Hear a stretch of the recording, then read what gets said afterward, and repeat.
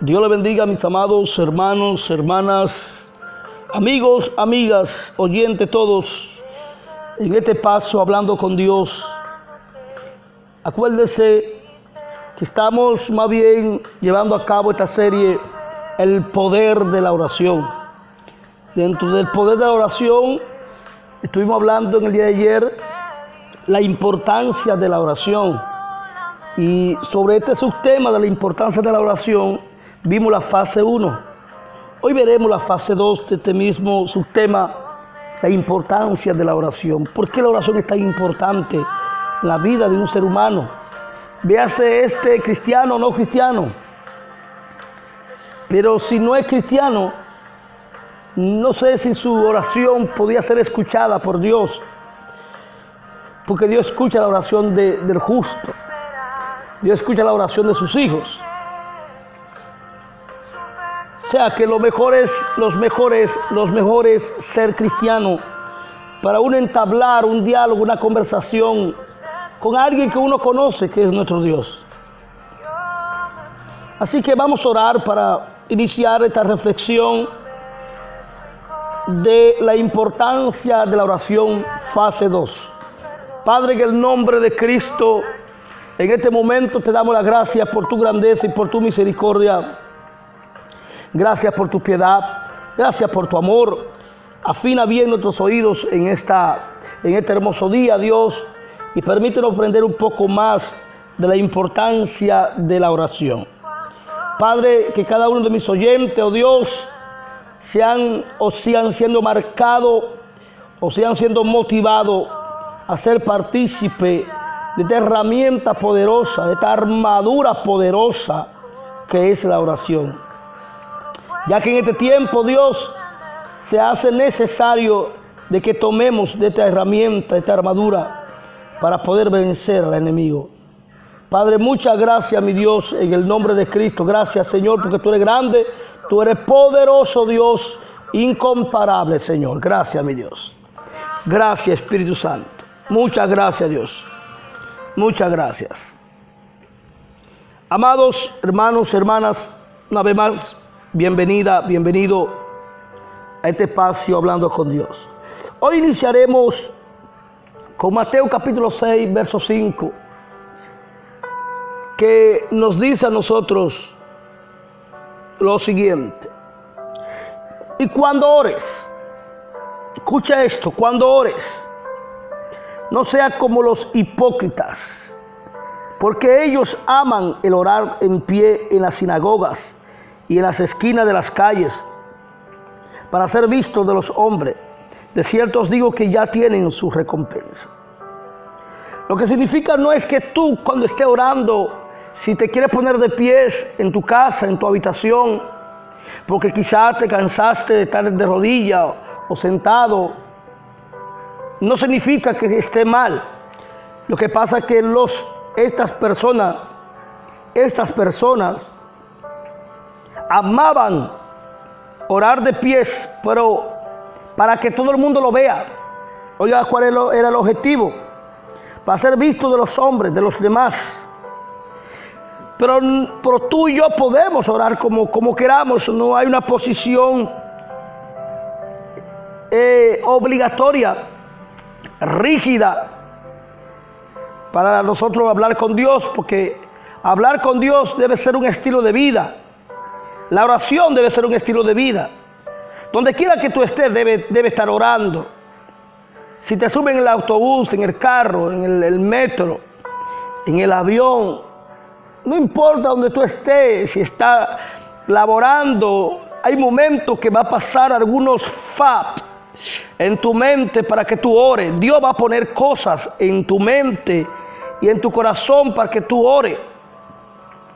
Y tú no vas a esperar que llegar a casa para hacerlo, ni vas a esperar llegar al templo para hacerlo. Dios quiere que lo haga ahí. No importa que tú estés en la oficina, no importa que tú estés en un cajero, no importa que tú estés, qué sé yo, cualquier cosa, porque para hablar, para interceder, no es necesario tú abrir la boca. Hay que aprender a orar por dentro, en tu interior. Hay que aprender a hacer guerra en tu interior sin abrir la boca. A veces mejor no llamar la atención de nadie cuando uno está en guerra espiritual, en la intercesión.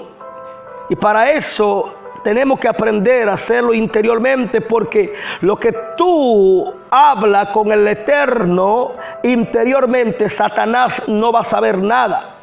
Satanás no va a escuchar nada. Él no va a entender nada, porque él solamente entiende lo que escucha de nuestro labio, lo que sale de nosotros. Por eso es importante a veces, y es mejor orar interiormente. No hacerlo como esta gente que amaban orar de pies para que todo el mundo lo viera. Así que la recompensa que ya tienen es el ser visto.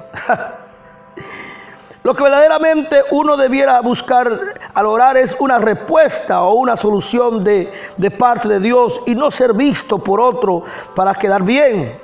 Porque dígame usted, por favor, ¿qué buscamos nosotros para que los hombres nos vean?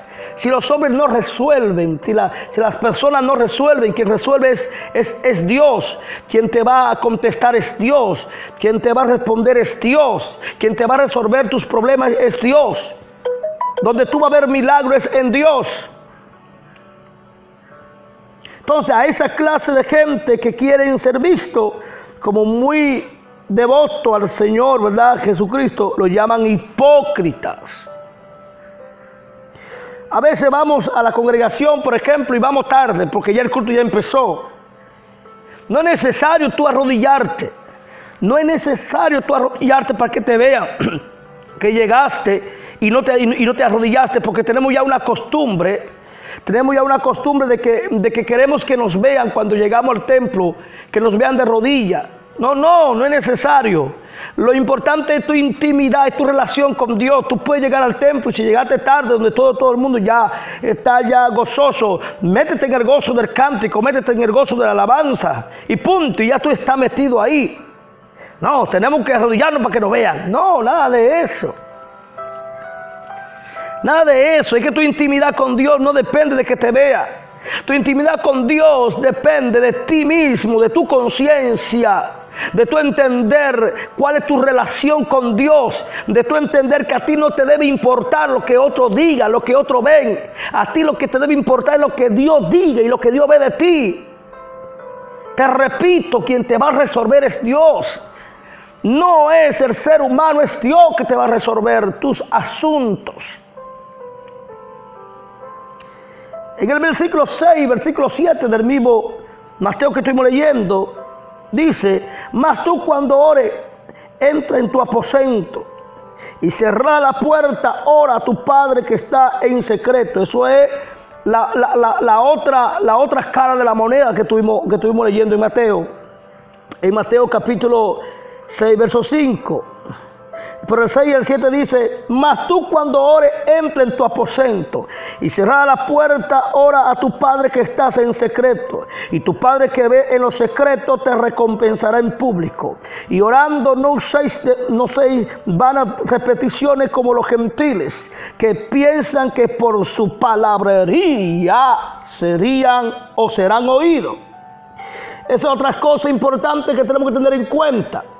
Para tú tener la solución y el poder de la oración, como importancia de la misma, debe entender que cuando tú ores en lo secreto, cuando tú ores en tu intimidad, en tu interior, Dios te va a recompensar en público. En público, porque es que Dios te escucha como quiera, sin abrir la boca o no abrir la boca. Acuérdate que Dios es omnisciente. Dios conoce los pensamientos más profundos, más íntimos, más internos de nuestra vida. Entonces tenemos que entender esa parte. No ser como los gentiles, ¿verdad? Como dice acá. Así que la recompensa de nosotros será en público. Y cuando dice que no usemos vanas repeticiones, ¿sabes lo que significa vanas repeticiones? Lo mismo. Lo que rezan el Ave María, lo que rezan el Padre Nuestro para poder, porque creen que orando el Ave María, el Padre Nuestro, eso se llama repetición. Hay personas que no oran con el Ave María ni el Padre Nuestro, pero sí todo el tiempo inician igual, casi repiten lo mismo. Eso es lo mismo, eso es repetición. Hay mucha gente que con palabras, con punto y coma, al iniciar a hablar con Dios, si no pasa por ese proceso de repetir esa palabra, pues entonces entienden que no ha iniciado la oración. No, eso está mal, eso es repetición. Eso es de vana repetición. Y eso lo hacían los gentiles. Pero tú y yo tenemos que tener un repertorio de palabras con el Señor. Tú y yo tenemos que hablar con el Señor como hablar con una persona. Mira, Espíritu Santo, siéntate aquí conmigo, por favor. Y comienza a hablar, mira, Señor, tú sabes, Señor, mira, yo soy tu siervo, yo soy tu sierva. Empieza a hablar así con el Señor y tú verás que se te va a ir el tiempo y va a durar hasta 2 horas hablando con el Señor. Va a llorar, te va a desahogar. Porque si duramos 2 horas hablando con un ser humano igual que nosotros, ¿por qué no hacerlo con Dios? Lo que pasa es que la metodología que usamos para hablar con el ser humano no lo usamos con Dios. Si lo usáramos con Dios, podemos durar la misma 2 horas o más. Porque es que a Dios no le impacta tu palabrería. A Dios le impacta un corazón sincero, honesto, íntegro, humillado en su presencia. Las palabrerías, las filosofías, a Dios no le impacta, a Dios no lo mueve, a Dios lo mueve es un corazón contristo y humillado. Por tanto, el versículo 7 dice: y orando no uséis de vanas repeticiones como los gentiles, que piensan que por su palabrería serán oídos. Quiere decir que uno tiene que sentarse por horas leyendo un libro o un trozo de un papel, o pelando, qué sé yo, cualquier cosa. Pero si nosotros nos sentáramos con el Señor, como repito de nuevo, como lo hacemos con un ser humano, usted sabe, y yo también sé, que hemos durado más de 2 horas hablando con una persona, así hasta por teléfono. Fíjese, ¿por qué no hacerlo con Dios? Vamos a cambiar de metodología. No hagamos repeticiones de palabras, por favor. No hagamos repeticiones de palabras. No vayamos con palabrería ante la presencia de Dios, porque a Dios no le va a impactar eso. Acuérdate que Dios conoce tu interior y tu corazón. No podemos ir con tigueraje ante la presencia de Dios. No podemos ir, ¿verdad?, como queriendo sonsacar al Señor, como queriendo qué sé yo. No. A Dios no le impacta nada de eso. Ya Dios conoce lo que tú le vas a pedir. Ya Dios sabe lo que tú le vas a pedir con punto y coma. Ya Dios sabe cada palabra que tú vas a pronunciar en tu labio, en la presencia de Él. Ya Dios sabe todo.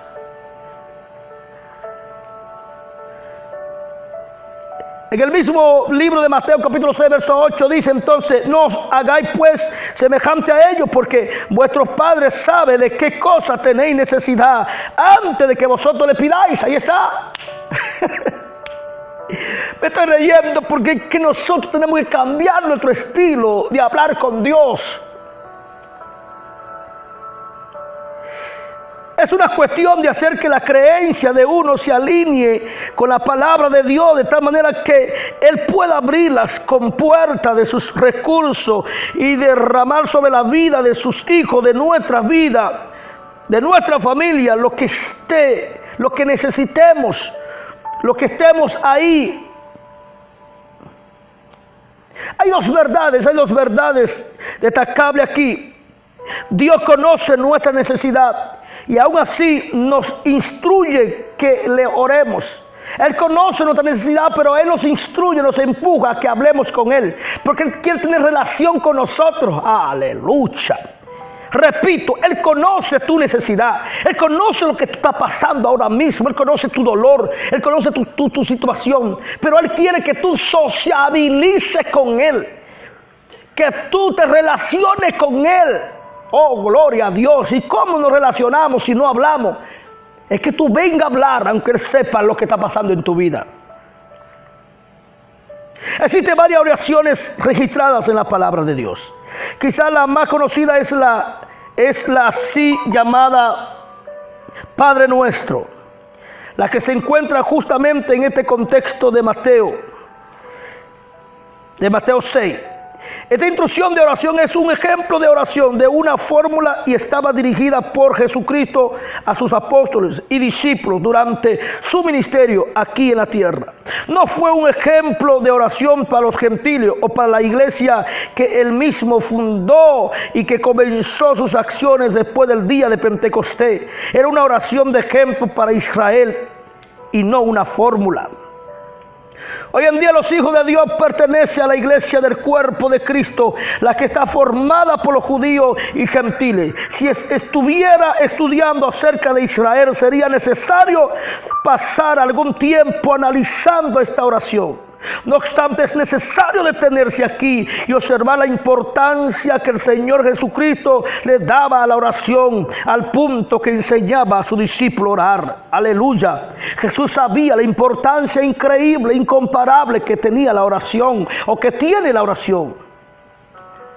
Por tanto, hermano, no se puede, amigos, amados, no se puede, aleluya, de manera alguna confirmar o restringir la importancia de la oración para la vida individual y colectiva de la gente de Dios a una administración determinada. La oración siempre fue importante en el corazón de Dios para que sus creyentes a lo largo de la historia de la humanidad, aleluya, le manifestara sus afanes más íntimos. No obstante, es importante destacar que hay mayor potencial en la oración para los hijos de Dios después del día de Pentecostés, en la administración de la gracia, que jamás antes en la historia. En 1 Corintios 14:15 dice: ¿qué pues? Oraré con el espíritu, pero oraré también con el entendimiento. Cantaré con el espíritu, pero cantaré también con el entendimiento. ¿Sabe qué significa? Yo voy a orar con el espíritu, pero voy a orar con entendimiento. Entender que quien está conmigo, quien está frente a mí, es mi Dios. Aleluya, yo voy a hablar con Él porque Él es una persona, aunque espíritu es, pero es una persona. Y como es una persona, yo voy entonces a desplayarme ante Él, a hablar con Él, porque Él es mi asesor, Él es mi consejero, Él es mi modelo, mi paradigma. Por tanto, en Él está mi respuesta y está mi solución. Aleluya.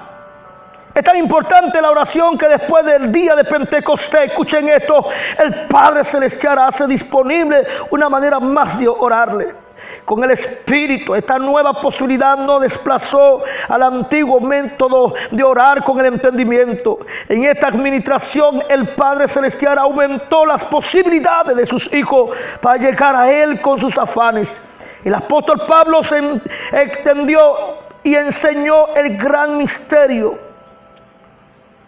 Enseñó sobre la operación de la manifestación del Espíritu. Se desplazó por distintos países enseñando la palabra de Dios. Confirmó a los creyentes. Escribió nada menos que 7 epístolas a la iglesia. Ordenó ministros. Ninguna duda que era un creyente maduro. Y en el versículo de arriba declara que orará con el espíritu y con el entendimiento. Orar es un gesto de madurez espiritual. Eso estuvimos viendo en el versículo que leímos en 1 Corintios capítulo 14, verso 15. Y déjame terminar con este texto. Efesios 6:18 dice: orando en todo tiempo con toda oración y súplica en el Espíritu, y velando en ello con toda perseverancia y súplica por todos los santos. Y vamos a subrayar la palabra orando en todo tiempo. O sea que 24/7 que tú y yo tenemos que estar en contacto con el eterno Dios. Y por tanto en Romanos 12:12 dice: gozoso en la esperanza, sufrido en la tribulación, constante en la oración. Aleluya. La importancia de la oración y que tiene que estar con nosotros todo el tiempo. Esa herramienta poderosa, esa herramienta eterna para nosotros, pues entonces lograr nuestros objetivos. Así que no te canses de orar. La oración es la herramienta superpoderosa. En la oración es que está el poder del creyente, el poder del cristiano. En la oración es que podemos lograr los objetivos y los propósitos.